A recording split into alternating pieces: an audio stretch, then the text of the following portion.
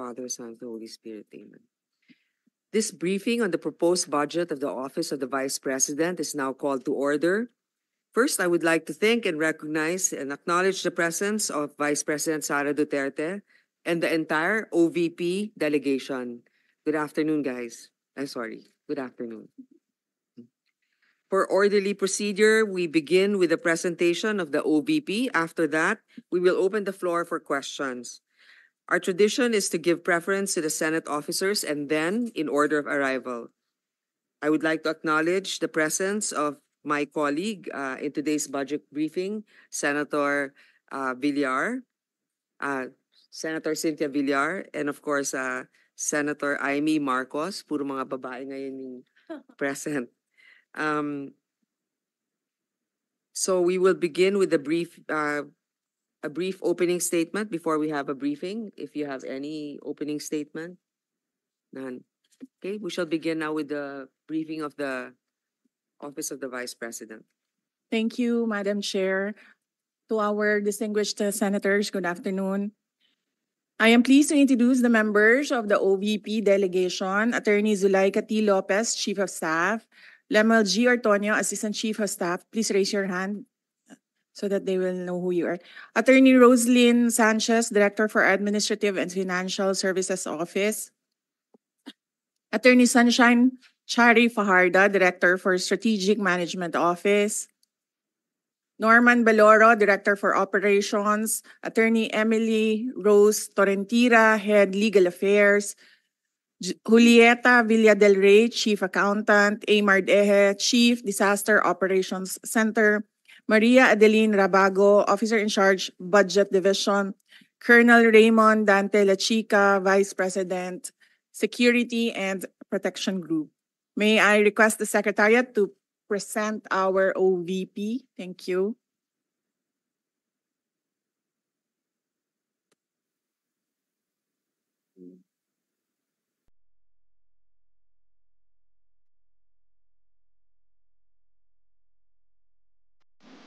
The Office of the Vice President's mission to deliver efficient, accessible, and responsive public service has already reached millions of Filipinos across the country.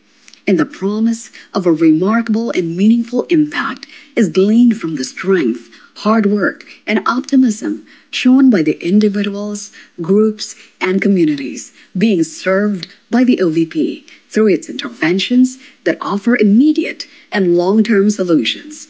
These interventions were designed, developed, and implemented through the OVP's collaboration with various government agencies, local government units, private groups, people's organizations, and individual partners.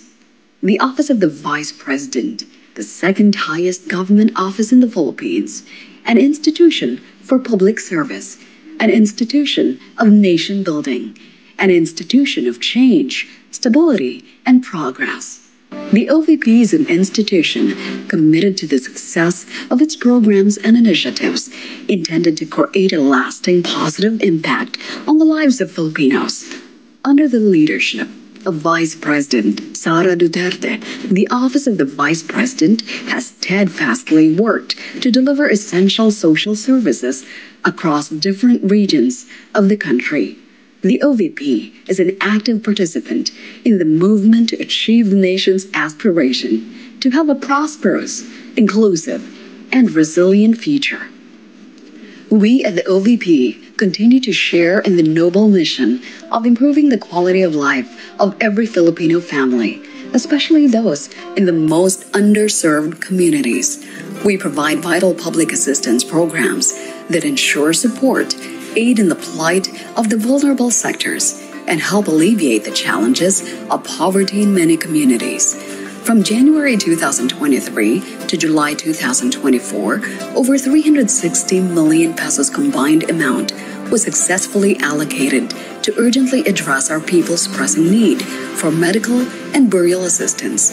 A total amount of 364,383,041.87 pesos worth of medical assistance were provided to a total of 79,721 beneficiaries, while 99,2 240,000 pesos worth of burial assistance were given to 19,882 beneficiaries from various parts of the country. We have carried on in this tireless pursuit by rendering public assistance to thousands of Filipinos through OVP satellite offices in Luzon, Cagayan Valley, Pangasinan, and Bicol. In Visayas, Panay and Negros Islands, Eastern Visayas, and Cebu, Bohol, and Siquijor. And in Mindanao, Caraga, Western Mindanao, Southern Mindanao, and BARM, Bangsamoro Autonomous Region in Muslim Mindanao. In addition, 2 extension offices of the Public Assistance Division were also opened in Lipa, Batangas, and Tondo, Manila. Each satellite office and extension office across the country complement the functions of the central office in Robinson Cybergate Plaza in Mandaluyong. For fiscal year 2024, the OVP has a 1.885 billion peso available budget under the General Appropriations Act. As of June 30, 2024, the OVP has already obligated 40% of the allotment received, or equivalent to 826.605 million pesos, with a disbursement rate of 70%, or 518.379 million pesos. In our goal of making sure that our people are afforded with safe, accessible, and secured commute, the Office of the Vice President has offered free transportation services to 414,734 Filipinos from January to June 2024. A total of 7 buses were deployed to transport passengers in Bacolod, Cebu, Davao, and Metro Manila. Following the recent calamity that has disrupted the lives of our people in Luzon and some parts of Visayas, we have also intensified our efforts to deliver immediate relief and assistance to affected communities. In adherence to our objective of saving lives and ensuring the utmost safety of all, 462,867 individuals and 134,168 families have benefited from the relief operations mobilized by our Disaster Operations Center from January to June 2024. A total of 58.3 million pesos were effectively allocated to various resource mobilization endeavors in support of all undertakings that aid OVP-DOC's relief and rescue activities. We at the Office of the Vice President continue to rally behind the pursuit of environmental preservation while underscoring the value of education and oral health through the Pagbabago, a Million Learners and Trees campaign. The program is a 2-pronged intervention of the Office of the Vice President to provide hope and encouragement to Filipino learners and champion care for our environment. From January 2023 to July 2024, we are pleased to say that over 300,000 trees were planted across many communities all over the country, while over 175,000 bags with dental kits and school supplies were distributed to thousands of young learners in many remote school communities. In ensuring adequate and sustained nutritional support to Filipino school children, the PAN Setup program has provided a total of 1,216,510 PAN Setup buns, which were distributed to several identified school communities in Luzon, Visayas, and Mindanao. Our mission lies in our unwavering resolve to equip every young learner through nutrition, while leading them to a healthier future where they can actively nurture their growth potential. Aligning with the agenda of food security and sufficiency, we successfully initiated the distribution of rice bags and food packs to 36,260 Filipino families and individuals who are facing the challenges of hunger and food insecurity. The RISE program of the Office of the Vice President is conducted to extend immediate relief and provide necessary support to our disadvantaged Filipinos under difficult situations. we reiterate our goal of helping our people realize their hopes for better quality of life by paving avenues that urgently address their most pressing needs. Likewise, we remain committed to our mission to promote socio-economic development among women and members of the LGBTQ+ communities by providing livelihood and employment opportunities to the qualified recipients of Magnegosyo Taday program from January 2023 to July 2024. A total of 1,965,000 worth of livelihood assistance was successfully granted to 50 qualified recipients. They will also undergo technical and financial management training to ensure the success of their projects. We also continue in our resolve to uphold the value of transformational and servant leadership among the Filipino youth through the You Can Be VP program. By promoting immersive opportunities that present the intricacies of governance and policy formulation, we hope that we can inspire them to become equipped and exemplary students with a genuine regard for their nation's welfare. Covering the period of January 2023 to June 2024, 255 local and international engagements were attended by the Office of the Vice President to show support and express our gratitude for the commendable social, civic, and development efforts undertaken by various organizations in the public and private sector. For 2025, the recommended budget for OVP is 2.37 billion pesos, an 8.05 increase compared to the current year appropriation amounting to 1.885 billion pesos. This proposal, once approved, will enable the OVP to continue the operations of the satellite offices and extension offices. It will also ensure the success of the expanded OVP's social services. Hand in hand, we will usher in innovation, carry on transformative progress, and shape a more prosperous future for our people, our communities, and our country. The OVP shares the hopes, aspirations, and dreams of the Filipinos, and we at the OVP take pride that it is an institution that puts the welfare of the Filipinos at the heart of its mission. The OVP commits to lead, serve, uplift, and empower the Filipinos. Ang tanggapan ng pangalawang Pangulo ng Pilipinas, pamumunuan, paglilingkuran, aalalayan ang mga Pilipino. Lagi kaming tapat sa bayan.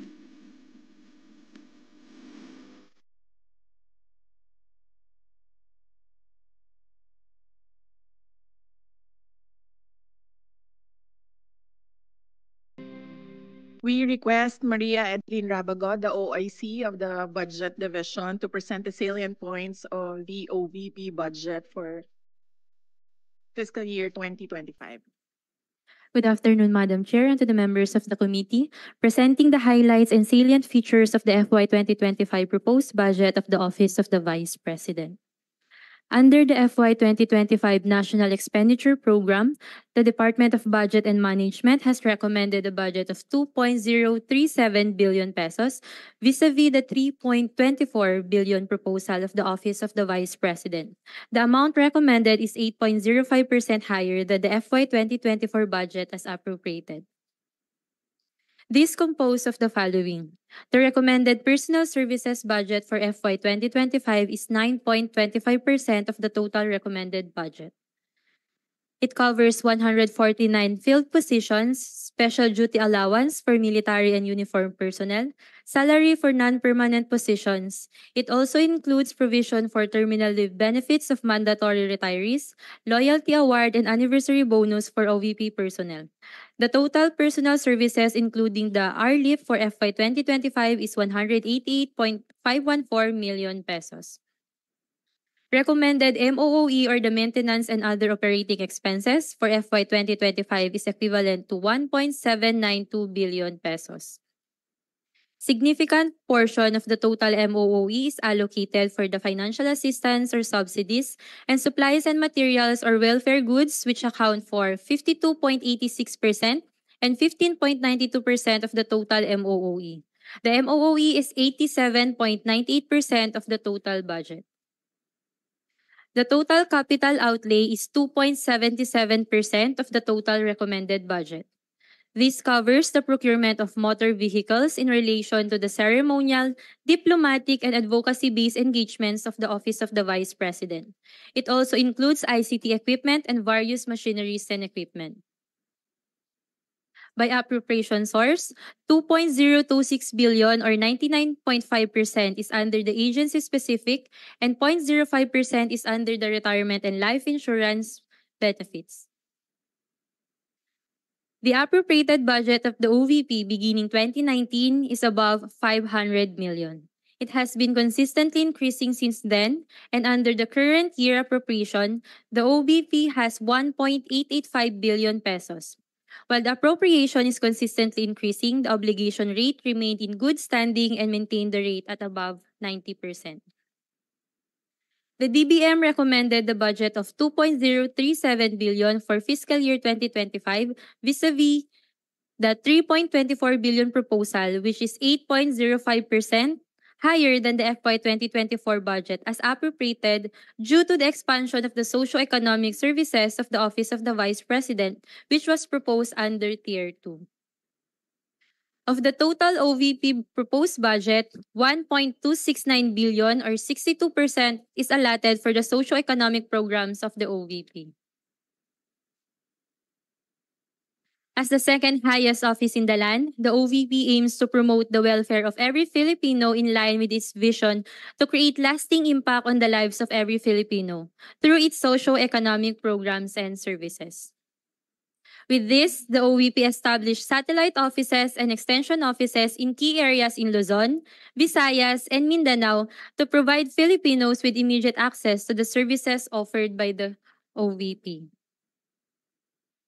In 2023, we were able to cater to 977,615 beneficiaries out of the 670,300 target, and as of June 30 this year, we have served 684,830 out of the 1,013,620 target beneficiaries. And for 2025, we target to cater 1,139,244 beneficiaries. For the fiscal year 2023, we have 977,615 total beneficiaries of all OVP services delivered, 793 strategic partnership established or strengthened, 98% of requests acted upon within standard processing time, 100% of projects with partners implemented as planned, 97% average satisfaction ratings for OVP services, and 489 ceremonial engagements completed. As to financial performance, out of the 2.447 billion pesos allotment, we have obligated 2.259 billion pesos with an obligation rate of 92%. And we have disbursed 2.096 billion pesos with a disbursement rate of 93%. As of June 30 of this year, we have 684,830 beneficiaries of all OVP services delivered, 287 strategic partnership established or strengthened, 98.8% of requests acted upon within standard processing time, 98.7% of projects with partners implemented as planned, 97.3% average satisfaction ratings of OVP services, and 255 ceremonial engagements completed. As to financial performance of the first semester of the fiscal year 2024, out of the 2.072 billion pesos allotment, we have obligated 826.6 million pesos with obligation rate of 40% and disbursed 518.379 million with a disbursement rate of 70%. As the second highest office in the land, the OVP carries out functions that complements work of other government agencies while advancing the well-being of the Filipino people. With a mission to deliver efficient, accessible, and responsive public services, our work resonates at the core of our nation's welfare and progress. Thank you very much. Thank you, Ma'am Edeline. Madam Chair, the OVP is ready to accept questions. Before you. we open the floor for questions, Senator Bato de la Rosa would like to give an opening statement.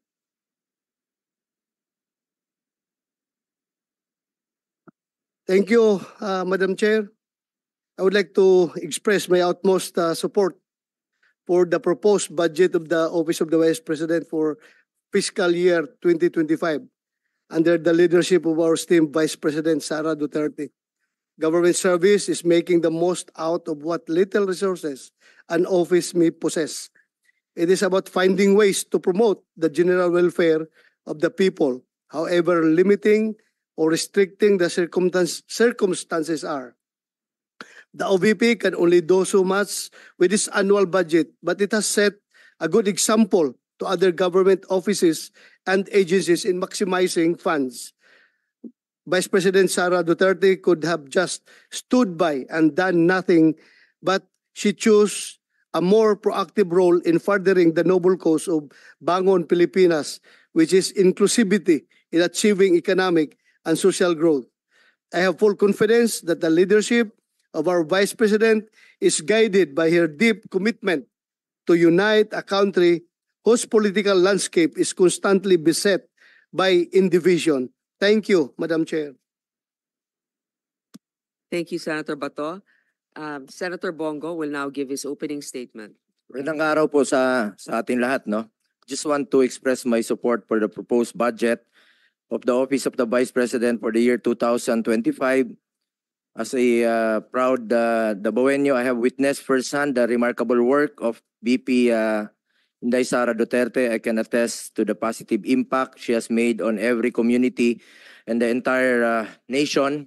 Sa mga nakaraang taon, nagkaroon po ang OVP ng mga programang nagbibigay ng tunay na benepisyo po sa ating mga kababayan, from medical assistance to relief operations, educational support, pangkabuhayan programs at libreng sakay among others. In fact, the libreng sakay program has already served more than 638,000 passengers in Metro Manila, Bacolod, Cebu, and Davao in 2023 alone. Naalala ko po, meron pong pinahiram po sa akin na bus noong 2019 at ngayon po pinahiram rin po ito sa OVP at para po mas marami pang mga kababayan nating commuters ang makikinabang sa programang libreng sakay. In addition, we recently supported the Office of the Vice President to further augment its free bus rides. May ruta na po ito mula sa PITX hanggang Naik, Cavite at operational na po ito August 14. Malaking tulong po ito sa ating mga commuters dahil ang pamasaheng may titipid po nila 90 pesos hanggang 100 pesos. Bawat piso po ay napakahalaga po ito sa ating mga kababayang Pilipino, lalo-lalo na po yung mga mahirap nating kababayan. Ang programang ito ay tunay na nakakatulong sa pagpapagaan ng kanilang araw-araw na pamumuhay, kaya mas lalo pa po dapat natin itong suportahan. At we laud the calamity and disaster response of the OVP, which help provide immediate relief assistance to more than 100,000 families affected by floods, fire, earthquake, among others. Muli, nais ko pong ihayag ang aking buong suporta po sa budget ng Office of the Vice President. Maraming salamat po, Madam Chair. Thank you, Senator Bongo. I would like to recognize Senator Jinggoy Estrada for his opening. Thank you, Madam Chair. The Office of the Vice President has been an active partner of various government agencies in providing vital services to our kababayan, thus fulfilling its mandate to improve their lives and livelihood. Through the various programs that the OVP implements, our countrymen in the marginalized sector are empowered to become contributors to our nation's progress.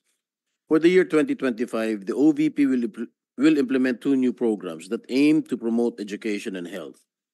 One of the programs is the Educational Assistance Program, which will reach out to the poor, marginalized, vulnerable, and disadvantaged families. Another one is the Wheelchair Program, which will cater to individuals in need of wheelchairs. I am certain that these programs will greatly benefit our people. Sa katunayan, ito rin po ang madalas na idinudulog sa aming tanggapan dito sa Senado at ikinagalak namin na maglulunsad ng Office of Vice President ng mga programa upang tugunan ito. Maraming salamat po sa ating butihing pangalawang Pangulo, Vice President Sara Zimmerman Duterte, sa kanyang mapagmahal na paglilingkod sa ating mga kababayan. Marami po ang umaasa sa mga programang inyong pinatutupad At dahil dito ay patuloy namin susuportahan ang pagbibigay ng sapat na pondo upang may pagpatuloy ninyo ang mga ito at makatulong sa mas marami pa nating mga kababayan. Madam Chair, I would like to manifest my steadfast support for the approval of the proposed 2025 budget of the Office of the Vice President. Thank you, Madam Chair. Thank you, Senator Jinggoy. Senator Amy Marcos, or Senator Cynthia Villar, do you have any opening? Just want to manifest my full support for the budget of the Vice President. Thank you.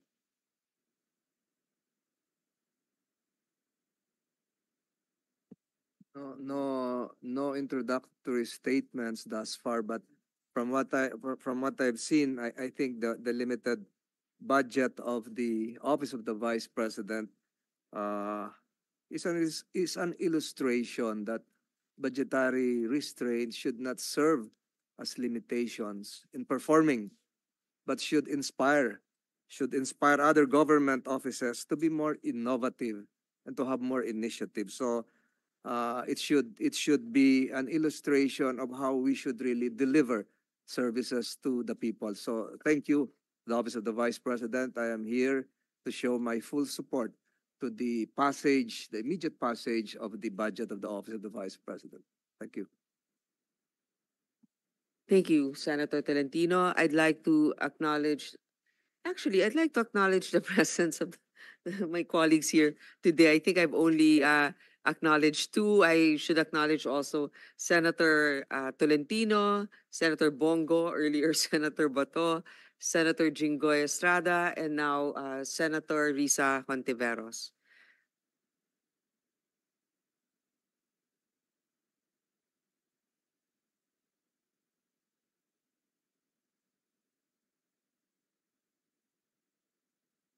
Well, it's supposed to be Senator Amy, but then she doesn't really. Okay, then Senator Risa is now recognized. She's just catching her breath because she came from two other obligations. One is the Commission on Appointments and another hearing. Thank you. Salamat po, Chair, at magandang hapon po sa lahat, mga kasama ko sa Senado at yung OVP family. Dalawang tanong lang po, Chair, para ngayong araw.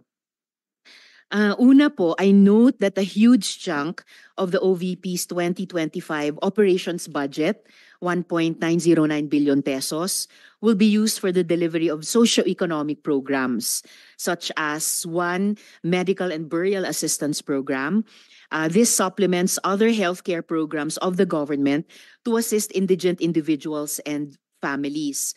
For 2025, 771.445 million will be allocated for the program. Sa loob niyan, 600 million pesos for medical assistance and 171.445 million for burial assistance, which are, Madam Chair, very similar to the medical assistance to indigent or financially incapacitated patients program, o MAIF-IP, of the DOH. And DSWDs, Assistance for Individuals in Crisis Situations, or AICS. Pangalawa, disaster operations, which aims to provide relief goods to disaster-stricken areas not commonly reached by other agencies. Para doon, 101.644 million pesos. And is also similar doon naman sa disaster risk management program of the DSWD. Third, relief for individuals in crisis and emergencies, or providing food boxes or food items to families who are ineligible for OVP's other services. So 50 million pesos, which is also similar to DSWD's AICS. And last, Magnegosyo Taday, livelihood assistance for those with entrepreneurial skills, 150 million pesos, which is also similar to DOLE's naman, Integrated Livelihood Program, o DLIP. So, ang tanong ko po dito, Madam Chair, anong nag-lead sa OVP na mag-consider na i-launch yung ganitong programs? May ginawa bang studies para suportahan yung pagkakaroon ng ganitong programs na parallel naman sa katulad at existing programs ng iba't iba nating line agencies, Madam Chair? Yes, Madam Chair. Thank you. Noong ako po ay nangampanya, 3 lang po yung sinabi ko na plataforma. Una po, trabaho. Pangalawa po, edukasyon. At 3, mapayapang pamumuhay para sa ating mga mamamayan. Nung pumasok po kami sa Office of the Vice President, tiningnan po namin ang mga pinakamaraming requests ng ating mga kababayan. Una-una po, ang lagi po naming natatanggap na request ay medical and burial assistance. Pangalawa po ay financial assistance. Pangatlo, lagi silang humihingi ng tulong sa pagkain. At pang-apat, very recently, sa tali ng mga requests, no? Yes, sa tali ng mga requests is yung educational assistance na sinasabi ng mga kababayan natin. Sinasabi namin lagi sa kanila, libre naman yung public schools.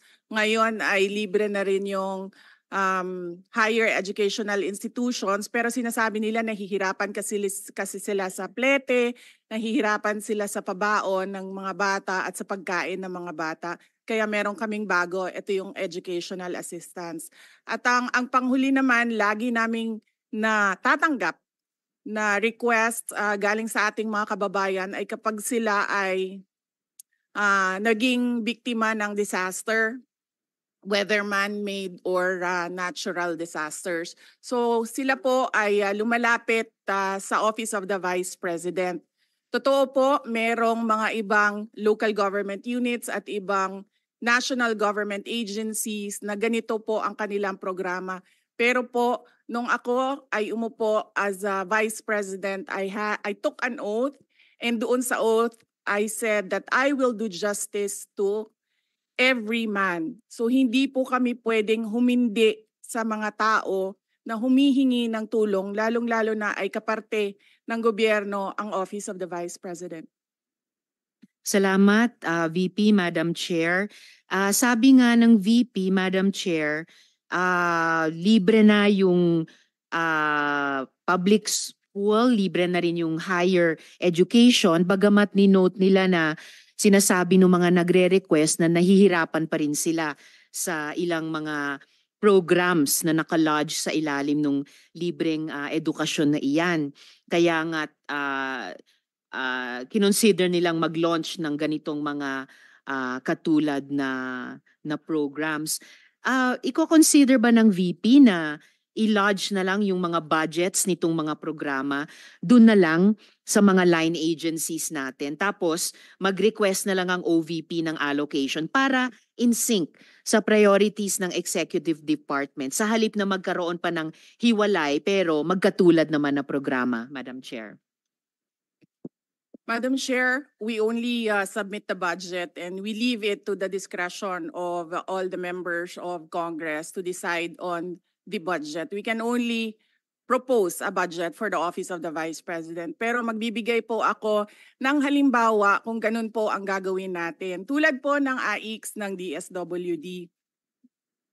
Kapag meron po kaming nire-refer o binibigyan ng endorsement ng AIX sa DSWD, kadalasan po nasagot sa amin ay hindi pwede dahil galing yan sa Office of the Vice President at kalaban yan. Minsan po, totoo yan na pupolitika ang assistance para sa ating mga kababayan. Kaya po, uulitin ko, ang mga tao naman kasi hindi sila tumitingin sa politika. Tumitingin lang sila na itong opisina na ito ay opisina ng gobyerno at pwede kaming humingi ng tulong doon. And so I go back to the oath that I shall do justice to every man, at kaya po kami nandito at kaya po kami merong mga ganito na mga projects sa Office of the Vice President. Salamat VP, Madam Chair. Wini-welcome ko yung sinabi nila na the VP would leave it to the discretion of the members of Congress.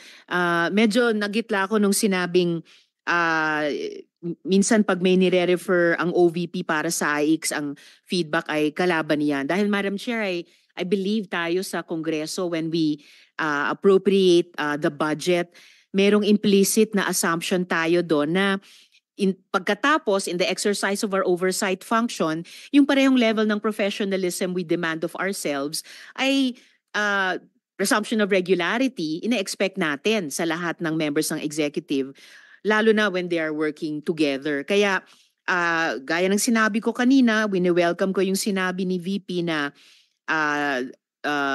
they would leave it to the discretion of the members of Congress, and tayo naman ay hindi tayo bibitaw sa mahigpit nating pag-ensure na these programs be implemented by the appropriate agencies o kahit in collaboration with each other na naaayon talaga sa tamang standards above partisan politics.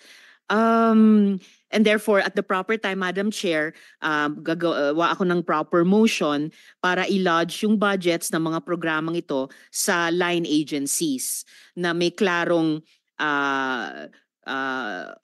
opportunity for OVP na mag-request for allocation as for other offices in the executive. Yung huling tanong ko sa ngayon, Madam Chair, for 2025, one of the OVP's programs, Pagbabago Campaign, 1 Million Learners Entries, involves the provision of bags to 1 million learners in remote communities while initiating tree planting activities. This gets an appropriation of 100 million pesos. Part of this campaign is an allocation of 10 million pesos for the distribution of Isang Kaibigan books, a children's book authored by the VP. Pwede po bang sabihin ni VP sa atin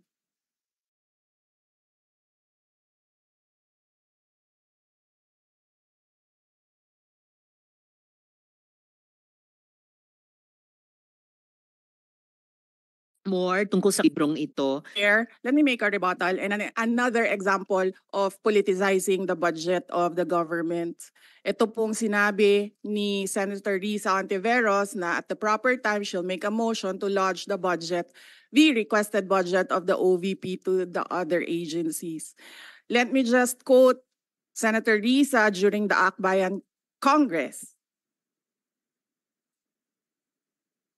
Alam ko po na ang daming kalat ni Duterte na hirap tayong linisin. Ang kadiliman noong panahon niya ay talaga namang nanuot sa ating lipunan para mansa na napakahirap tanggalin. At habang ang anak niya ay may kapangyarihan pa, hindi magiging madali ang ating laban. While VP Sara is in power, the threat of a full-blown Duterte comeback is still a very real and present danger.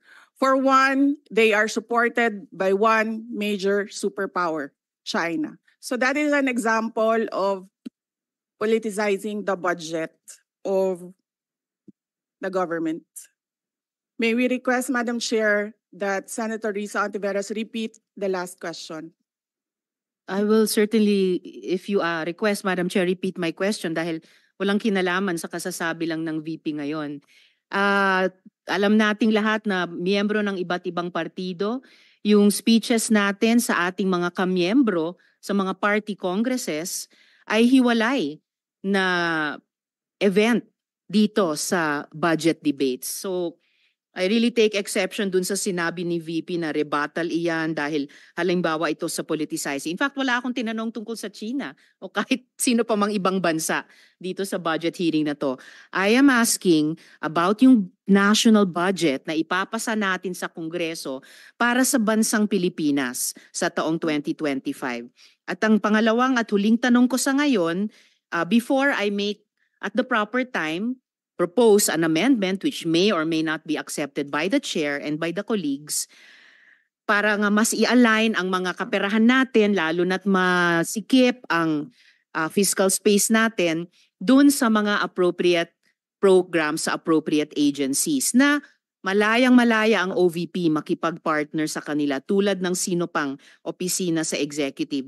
Ang tanong ko po ay ilang mga libro ng Isang Kaibigan ay bibilihin at i-distribute at ano, if the VP could tell us more about the contents ng librong ito. Madam Chair. Madam Chair, the book is not for sale. We only pay for the publication of the book.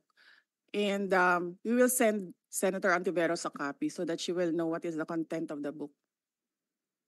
Oh, this question is not only for me, Madam Chair, para rin para sa mga kasama dito sa budget hearing. Baka ilang araw pa bago mapadala at mabasa ko, which I certainly will.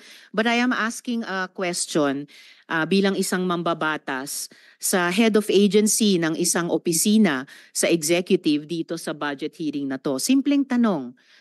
Tell us more about the book, Isang Kaibigan, at ilang kopya nito ang bibilihin ng gobyerno sa halagang 10 milyong piso at i-distribute sa kasama ng mga bags sa 1 million learners sa remote communities, Madam Chair. Madam Chair, this is an example of politicizing the budget hearing through the questions of a senator. Ang problema niya kasi, nakalagay yung pangalan ko doon sa libro. At yung libro na yan, ibibigay namin doon sa mga bata. At yung mga bata na yan, may mga magulang na boboto. At yung pangalan ko ay nagkalat doon sa kung saan man ibibigay yung libro. Madam Chair, we commit to send tomorrow everyone in this room a copy of the book. Madam Chair, hindi ko maintindihan yung ugali ng ating resource person.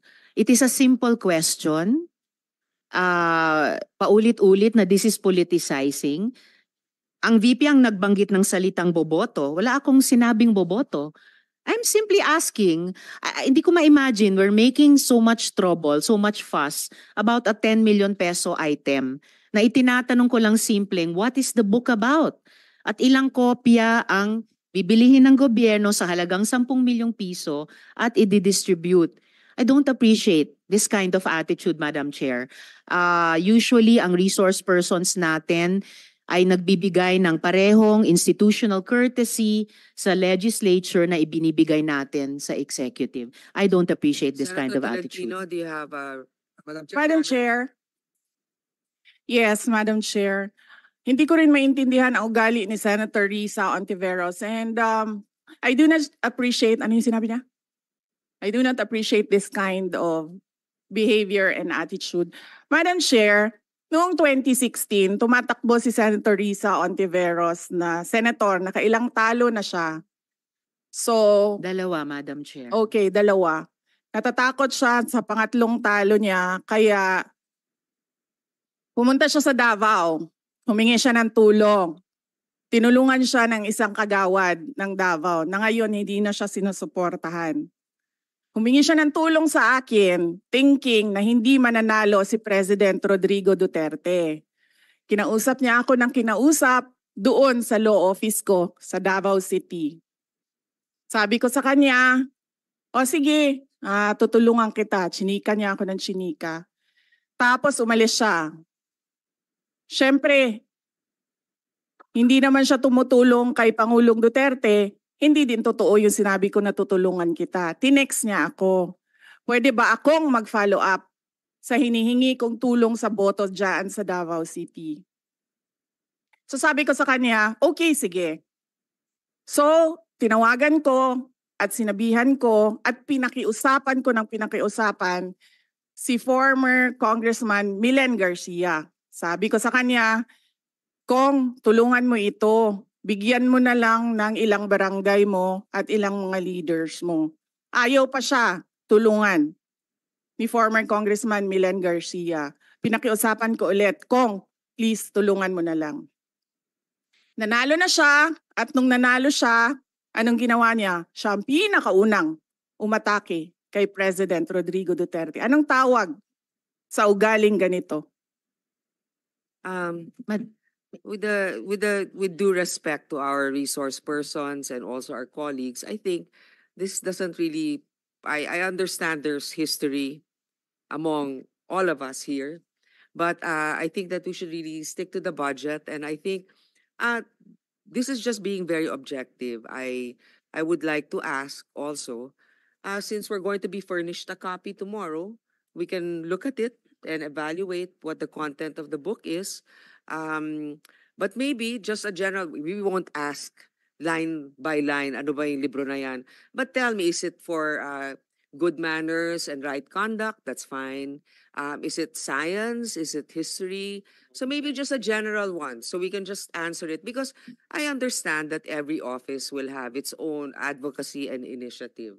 So, but then I don't think it's also wrong for us to be curious what it is about. So just a general one. Any of the undersecretaries can tell me what the topic of the book is? Is it history? What is it? Madam Chair, the explanation is in the title, Isang Kaibigan. It's about friendship. Okay. Then that's for the record. It's about friendship. Madam Chair, just a last point. Okay. So kung sana ganun yung naging sagot sa simula pa, 'di ba? Napakasimple. Simpleng tanong, dapat simpleng sagot. Nagkwento pa ng kwento na sinabi dati na walang kinalaman sa tanong ko. Just for the record, as a last point, Madam Chair, this is public funds and we're making inquiries about them. Budget hearing po ito. Hindi po lahat about you. Pera po ito ng taong bayan. Okay. For the record, I Madam think Chair. let's Thank not you, get Madam Chair. personal, but I Yes. understand the emotion is high. But let's continue on. If you have any more questions, Senator Risa, we will Those have are just around- my 2 questions, Madam Chair. Maraming salamat po. Thank you. Senator Tolentino, you had your hand raised earlier. I was about to ask for a minute suspension of the hearing, but since the good chairperson of this committee already gave her guidance on how this budget hearing should proceed, I defer to the wisdom of the chairperson.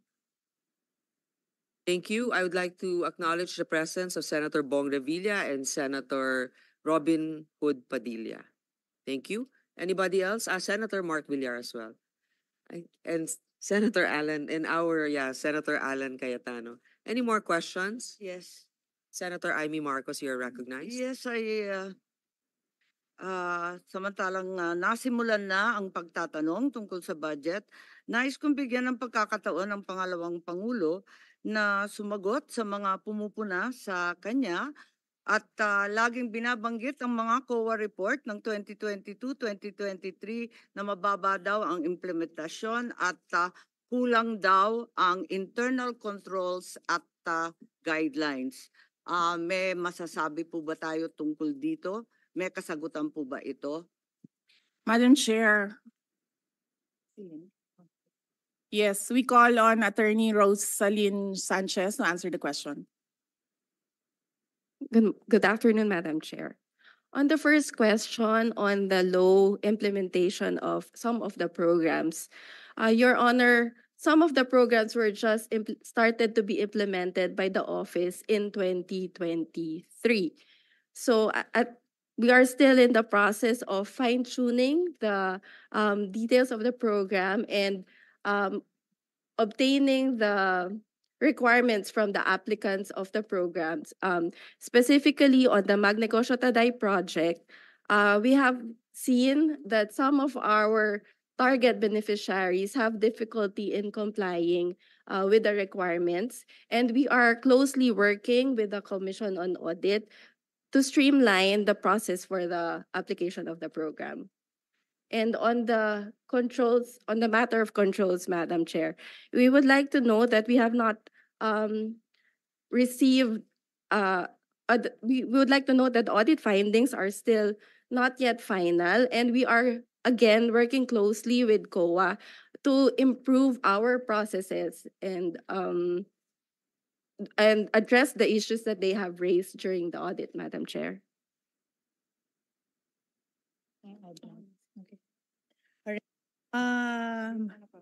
Madam Chair, I am Attorney Lopez, the Chief of Staff of the Office of the Vice President.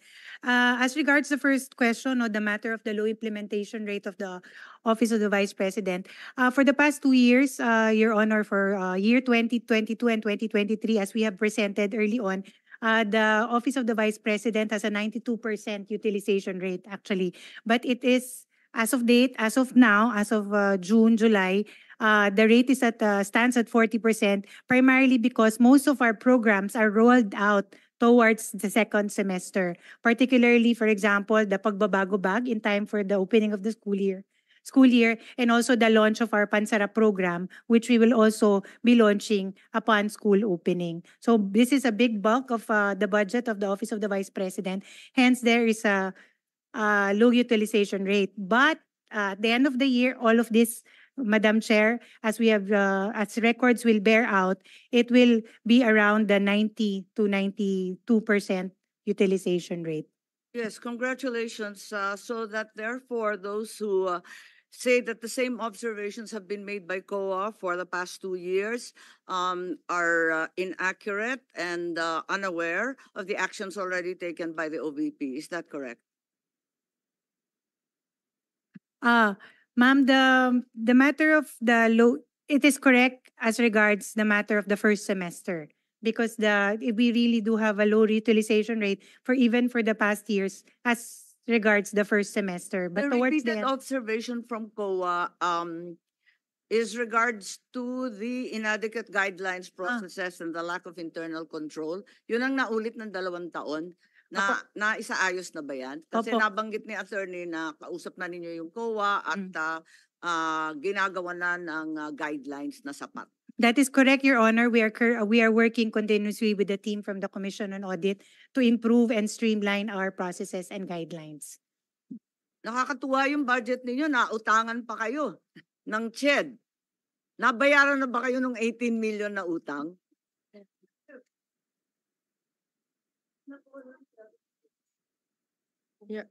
Your Honor, if I may answer the question. Okay. Your Honor, it was partial liquidation by CHED from the time that we had our budget hearing last year unto this year. But there is still a remaining amount of 1,993,500 pesos, Your Honor, out of the original 18 million. Hindi kayo nag-iisa. Ang CHED may utang din sa mga senador. Kaya't yun ang nakakatuwa sa CHED kung saan-saan napupunta yung pera. At wala na po akong tanong. Ang sasabihin ko lang, talagang hindi naman sa barangay lamang napupolitika yung ayuda, pati dito sa mga senador, pati sa ating pangalawang Pangulo. Senator Alan Cayetano is now recognized. Good afternoon, Madam Chair. Madam Vice President, magandang hapon po and welcome to the Senate. Magandang tanghali. I'd like to note that this committee is ruled by the women and kaming mga men ay nasa sidelines lang. I'd also like to note that although as a senator, naintindihan ko si Senator Risa na siyempre mas gusto kong cordial yung sagutan. But we also have to take into context that this is both legislative and political. And there are attacks against the Vice President regardless saan nanggagaling. So a little bit of latitude dahil we want kakampi man o kalaban to feel welcome. But I agree with Senator Risa naman na, how do we make it more cordial? No? So Madam Vice President, may I ask just one question? Actually two eh. One, nag-lunch na po ba kayo? And Yes, Senator Cayetano, nag-lunch na po ako. And I'm very cordial yes, when it ma'am. comes to international diplomatic relations. Gusto nyo i-discuss natin No, yung West Philippine Sea. yes. But hindi kasi ako plastic na tao. No, I agree with you, ma'am. That's why nga sinasabi ko po na hindi lang to legislative, political din. That's why you should be given the latitude to answer in the way that you feel it could be properly answered, di ba? So kaya ko lang tinanong kung nag-lunch kayo kasi in the first 2 years, I know that you got a very warm welcome sa Senate. So I'm hoping sa budget hearing it doesn't change, no? I remember ang daming pumunta sa lunch noon. So my question lang, ma'am, is what can we do for the Office of the Vice President? Meron bang ni-request sa DBM na wala sa budget niyo so that we can consider it at the proper time? No, we are already okay with the approved budget from the Department of Budget. The approved proposed budget in the NEP from the Department of Budget and Management. And we leave it up to members of Congress to decide on the budget. Thank you. Thank you, Madam Chair. Thank you to the Office of the Vice President. Any more questions? Well, so it's always the chair that has the last spot for questions. So let me just ask, of course, the security of every government official is very important. And recently, it was discussed that a number of security personnel was taken out from the Office of the Vice President. I think, if I'm not mistaken, totally, the PNP said they recalled 373 personnel across all agencies. So I'd like to know, baka naman wala nang natirang security sa OVP, hindi naman, ano na bang status? Ilan ang tinanggal na security at meron bang nagbabantay ngayon? Madam Chair, may I be allowed to give a very long answer about the security? Sure, as long as it answers the question. Sige, ma'am. Opo. Noong kasi ako ay nahalal bilang pangalawang pangulo, nakita ko kasi na pati ang security ng Vice President ay napupulitika. Hindi lang yan sa akin, kundi sa mga previous na Vice Presidents. Kaya nung tapos na ang eleksyon pero hindi pa ako naupo, sumulat ako kay former Secretary Delphine Lorenzana. Sinabi ko sa kanya, Sir, ang security ng Vice President should only be up to the level of the Vice President. Hindi po pwede na umakyat ang information at ang security ng Vice President sa iba pang opisyal. And at the time, the Chief of Staff of the Armed Forces of the Philippines and the Secretary of the Department of National Defense agreed. That's why on June 2022, ito yung sa Armed Forces of the Philippines. On June 2022, the Secretary SND wrote to the Chief of Staff of the AFP from Vice Presidential Security Detachment under the PSG. Secretary Lorenzana ordered the Vice President Security and Protection Group, which is a separate entity from the PSG. So ito yung June 22, 2022. Ngayon, nag-issue ng orders ang AFP GHQ ng General Order 0917 to activate the reorganization from detachment to security group. On July 5, 2022, the activation order and the table of organization and equipment was released. Yes. All right. So, hindi ko alam kung ano ang nangyari sa Philippine National Police, but apparently they decided that they will mirror what the AFP did. So, noong December 9, 2022, inactivate ang Vice Presidential Protection Division under the PSPG. Ito under ng NHQ General Order OPL 22-22 and NAPOLCOM Resolution 2022-0675. Kaya po mali yung sinasabi ng lahat, hindi lang ako nagsasalita, ngayon lang ako nabigyan ng opportunity na magsalita. Hindi po tama na ikumpara yung term ni Vice President Leni Robredo at yung term ko in terms of security. Dahil yung security, yung VP-SPG at yung VP-PD sa PNP ay meron pong orders lahat. Ibig sabihin, there is a basis in law doon sa pag-activate sa kanila. Ngayon,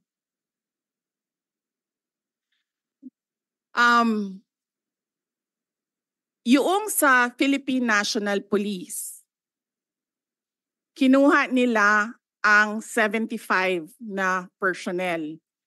Sila ang pumili kung sino yung kukunin nila. Makikita nyo, as I said during my statement, it was a targeted list. Madami doon sa mga security na yon. Security is a trust and confidence position.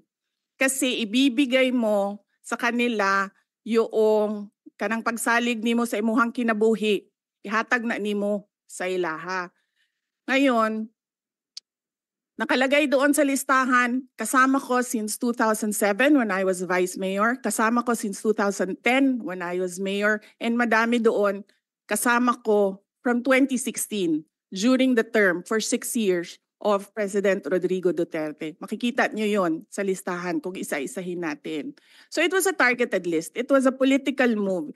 It was political harassment. Ngayon, nag-iwan sila ng 38. 38 na hindi namin kilala. 38 na sila ang nagsabi kung sino ang maiwan. Sinalatan namin sila, sinabi namin, hindi na namin tatanggapin yung 38 ninyo. Ibabalik na namin yan sila lahat sa inyo. So there are no more PNP personnel in the Office of the Vice President. Ang naiwan na lang ay yung mga nasa VP SPG under the Armed Forces of the Philippines. Wala pong ginagastos ang OVP sa sweldo nito nila lahat dahil hindi po sila hinahire. Personnel na po sila ng ating AFP na dinidetail papunta sa Office of the Vice President. So, to answer your question, Madam Chair, meron pong security and all of them under AFP because we refused the personnel na sinabi, ito na naman tayo kay General Marbil, na sinabi niya, ibabalik niya kapag mag-request kami. Sinulatan nila kami na mag-request kayo kasi ibabalik namin. Hindi ko gagawin yan. Thank you, Madam Vice President. So right now, your security detail is composed of AFP officers, soldiers, I suppose. Yes, Madam Chair, officers and enlisted personnel. Mga ilan kaya sila? May we request Colonel Lachica to answer? Nakakagulat din yung statement ng PNP. I guess he wants it on his record, but I find it a little also irregular na you're right, it's a trust issue. And if you're familiar with certain individuals, they have to explain why maybe in the budget hearing of the PNP, we can ask them why they chose the individuals to remove from your detail. But I'd like to know also how many is left from the AFP. And I think the AFP is also quite capable. Ilan po, Mr. Lachica? Madam Chair, good afternoon. I think I cannot disclose the number, but I have here our activation order and our table of organization. Why can't you not disclose the number? For security reasons, ma'am. Well, okay. I will. Madam Chair, Yes. sabihin mo na, sir. From our table of organization, ma'am, and equipment, we are authorized to have 364 personnel coming from the different major service of the AFP. But for our actual number, as of now, 337 po, ma'am. And this is under the AFP. And this doesn't come from the budget of the OVP? Or? Yes, Madam Chair. Okay. Thank you very much. That's all. Any more questions? Senator Bato de la Rosa is recognized. Ma'am, I just would like to inform this committee that during our last hearing with my Committee on Public Order and Dangerous Drugs, that issue was raised. And I told the Chief PNP, General Marbil, na hindi na nire-request ng Office of the Vice President na ibalik yung tinanggal niya ng mga pulis. Kung pwede lang, ibalik sa kanilang pinanggalingan na unit. Hindi yung, ito, kawawa ito, mga taga-Davao ito na been serving there for how many years, tapos dinislocate nila, nilagay nila Region 4, NCRPO, malayo sa pamilya.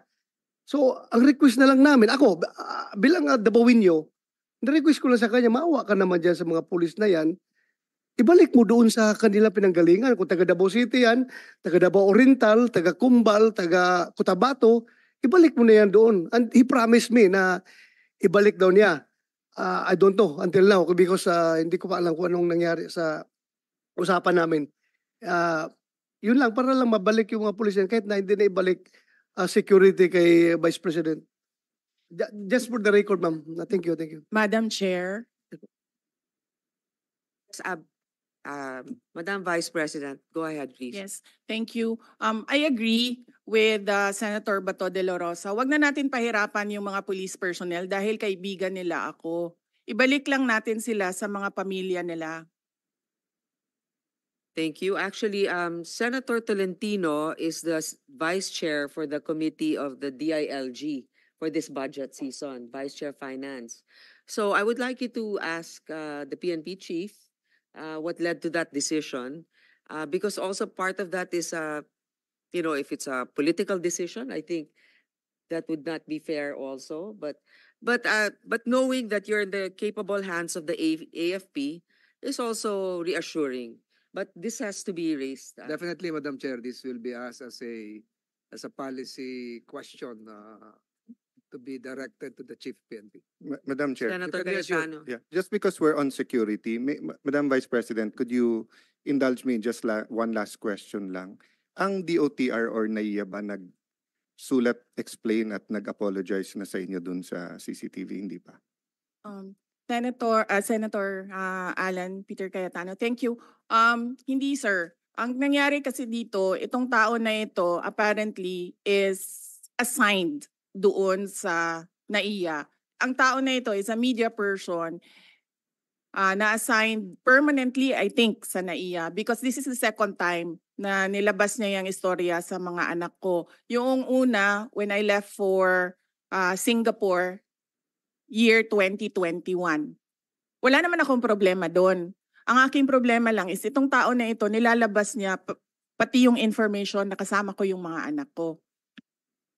Alam namin kung sino siya. We have footage na kumukuha siya ng cellphone footage. Ang sinasabi ko lang doon sa aking statement ay dapat siguro i-beef up ng NAIA ang security nila dahil may tao doon sa boarding lounge na hindi pasahero at hindi employee ng gobyerno at hindi employee ng NAIA.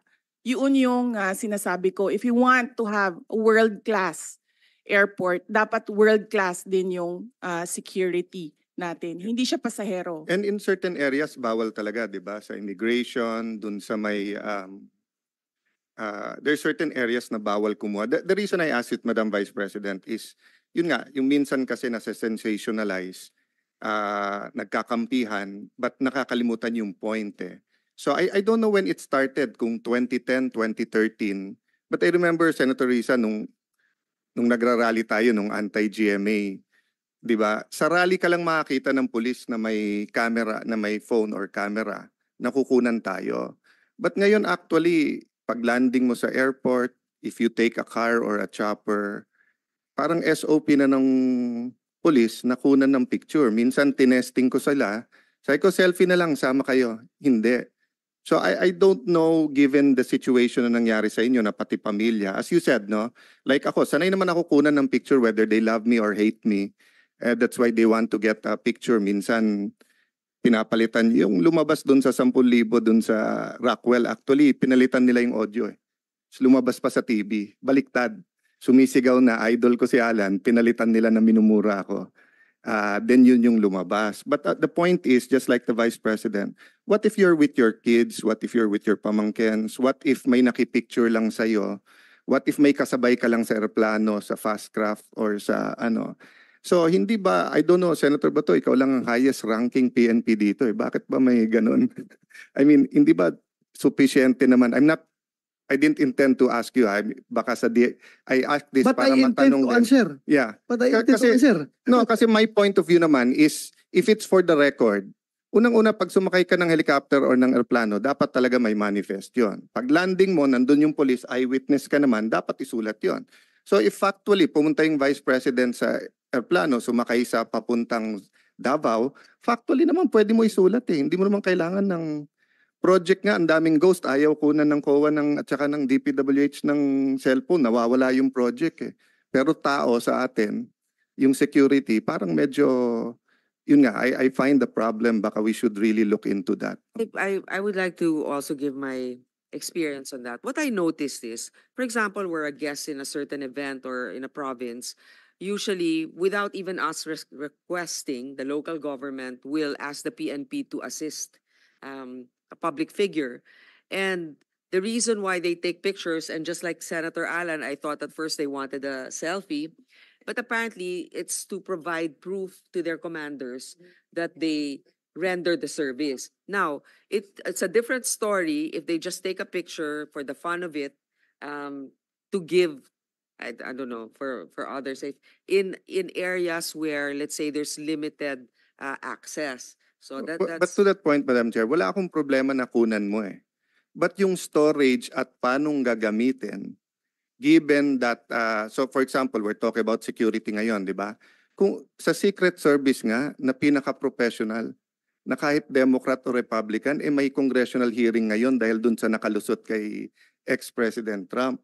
Sa atin pa kaya na we try na walang politika sa PNP at saka sa AFP, pero nakikita naman natin kahit anong administrasyon, meron talagang tendency. So my point is, if they're there to keep their officials safe, is it actually safe?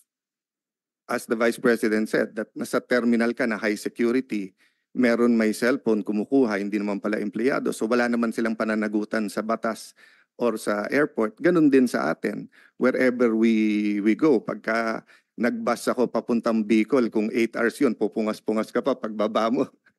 Kailangan mo siguruduhin na ano ka kasi may kukuha sa'yo. Then you don't know where that picture will go. You know, sometimes things happen for us to look into it. So I'm nalulungkot ako na yung na-involve yung pamilya ng ating Vice President, regardless of whether we are for or against her politically. But I'm that this can get out of hand given the number of pictures, and yung DICT tumawag sa akin dahil sa Committee on Science and Technology at sabi nga grabe na ngayon yung hindi na katulad ng araw sa atin Photoshop lang. Ngayon pati boses, yung AI, yung deepfake, di ba? So pati video talagang pwedeng i-manipulate, no? kahit nga hindi ka nakunan pwedeng lumabas na may picture. No, as public figures, we cannot really avoid having our picture taken, but the issue here is in an area that's restricted. So I think that the DOTR has to do their best effort to make sure that only authorized individuals are in certain areas, and that they also have to take care of their CCTV, whatever. I mean, unless it's for the interest of the public, the safety of our national security issue, they better be careful with the information that they are handling. Senator Bato, you're recognized. Yeah, thank you, Madam Chair. Yung, another issue na naman ito na sigurong i-raise natin ito pagdating sa budget hearing ng BI. Dahil nga, itong Vice President natin na lalabas ng bansa, minumonitor nila. May nakuhang picture, pinalabas ang picture, pero yung wanted na si Alice Go, nakalabas ng bansa, hindi nila nakuha na picture. Anong klaseng mga government agency ito? Itong Vice President natin na walang violation of law na ginawa, may malicious intent pa talaga na kinunan na picture, pinalabas at ginawang issue during the during the bagyo, ganun-ganun, ginawa ng political issue. Ngayon, ito ngayong si Alice Go na wanted ng may lumabas na warrant, hinahanap ng komite ni Senator Risa, nakalabas na walang kaabog-abog, hindi man lang na-monitor nila. So parang wrong focus of priority itong mga tao natin sa airport. We have to ask them during the budget hearing anong priority nila. Politika ba o yung mandato nila? That's all, Madam Chair. Actually, I sympathize with our colleagues here na pinaghirapan talaga nila yung hearing doon sa POGO issue. Tapos walang parang kooperasyon sa mga, hindi ko naman sinilala lahat ha, doon sa imposible kasing makakaalis yon na walang otoridad na kasangkot. Diba? So anyway, that's another topic. So Madam just Chair, open that up during the budget hearing of the PNP. Madam, just to put a conclusion, Madam Vice President, sa akin kasi po yung, kaya ko bringing up po yun, Kasi iba po yung mali at iba yung hindi nila inaamin na mali. No, meaning dapat pagkalabas ng video na yon, nag-announce na kagad yung airport or yung picture, di ba, na we apologize to the public, to the Vice President, because you're our Vice President. I mean, whether they voted for you or not, President Marcos is our president, whether we voted for him or not. So, amin kayo eh. So, pag ginawa sa inyo, halimbawa, kung ginawa sa inyo yan sa ibang bansa, nagwawala na yung DFA, no? So, ang point ko, Madam Chair, wala ka kasing narinig ka agad from the airport that we apologize, we're investigating, we have new guidelines, etc. That's why tinulay ko dun sa police, because it could suddenly happen to an ordinary mayor, congressman, barangay captain, if we're taking pictures everywhere. At having said that, as you said, we're open naman. Wala naman tayo tinatago sa public. Baka gantihan ko na lang yung ibang police. Kukunan ko rin sila pag nasa fort sila. Kukunan ko rin sila ng kukunan ng picture. Okay, I think there are no more questions. Senator Gatchalian is recognized. Do you have questions, sir, or just a message of support, perhaps? Thank you, Madam Chairman. I'm just here to express my support, my full support to the budget of the Vice President. Thank you. Thank you. With no other questions? I manifest the wholehearted approval of the greater number of the members of this committee, and that therefore it should be endorsed to the mother committee. If that is a motion, Madam Chair, I second that motion. It's Second, certainly a second, motion, so- likewise. Yeah. Likewise. Lagpas na sa second yung mga motion eh. Okay, the budget of the Office of the Vice President is now deemed submitted to plenary. This hearing is suspended. We just do